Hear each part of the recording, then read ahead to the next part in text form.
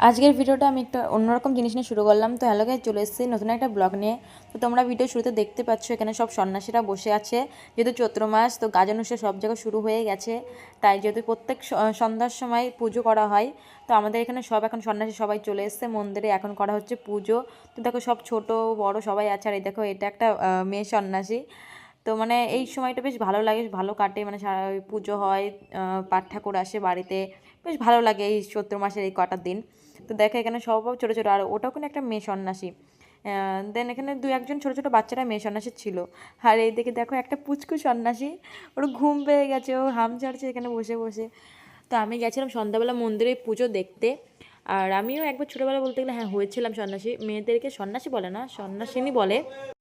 তো এই পুজোটার সঙ্গে আমাদের অনেকটা একটা ইমোশন জড়িয়ে আছে বলতে গেলে।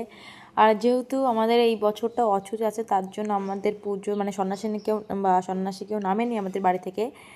তো বলতে গেলে হ্যাঁ, আমার দাদু এখানকার একটা প্রধান ব্যক্তি ছিল, এই পুজোর একটি সভাপতি বলে।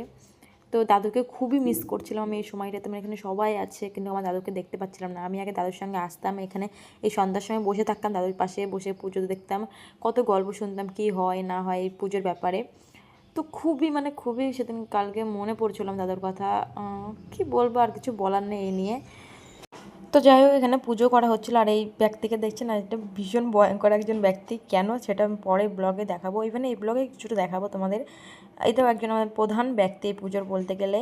আর যে পুজো করছে তিনিও। আর এখানে ধুনুচি নাচ করা হচ্ছে প্রথমত। মানে ধুনুচির গন্ধ, এই যে ধোঁয়াটা, মানে যে গন্ধটা, মানে এত ভালো লাগে, সব গন্ধকে হার মানায়। মানে কী বলবো, এত ভালো লাগে। দেন ওইদিকে ধুনুচি দেওয়ার পরে এখন আগে হাওয়া করা হচ্ছে মহাদেবকে। আর এইদিকে দেখো এখানে ঢাকার কাসর বাজানো হচ্ছে, সব আমাদের এখানে গ্রামের সবাই বাজায়। এখানে দেখো একটা বাচ্চা কাসর বাজাচ্ছে, কত সুন্দর। আর এই দৃশ্যটা দেখে দাদুর কথা আবারও মনে পড়ে গেল। মানে এই রামাবলি বেঁধে দিচ্ছে একজন দাদু আর একটা নাতি হয় এটা, তো সেটা পুগু আর দাদু এরকম করতো, তো সেটাই মনে পড়ে গেল। তো যাই হোক, পুজো আর কি শেষ হলো ভালো মতন। আর এখন এই যারা বেত্য সন্ন্যাসী, আই থিঙ্ক তারা হয়তো এই মন্ত্র দিয়ে যা কী করছে জানি না, ওর পুজোটা হলো। আর এখন সবাই এখন পুজো কমপ্লিট করে উঠবে, দেন হবে নাচ।